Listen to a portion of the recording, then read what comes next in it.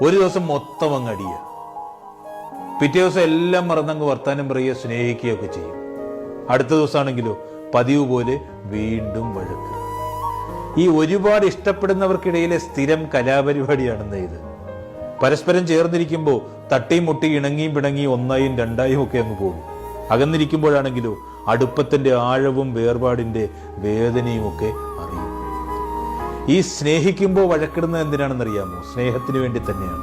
ഒന്നുകിൽ കൊടുക്കുന്ന സ്നേഹം കുറഞ്ഞുപോയി എന്ന് തോന്നുമ്പോൾ, അല്ലെങ്കിൽ സ്നേഹമില്ല എന്ന് തോന്നുമ്പോൾ. കാരണങ്ങളൊന്നുമില്ലാതെ കാരണങ്ങൾ ഉണ്ടാക്കി പിണങ്ങുന്നവരുണ്ട്. അതൊക്കെ ഈ സ്നേഹത്തിന്റെ ആഴമറിയുന്നതിന് വേണ്ടിയിട്ടാണ്.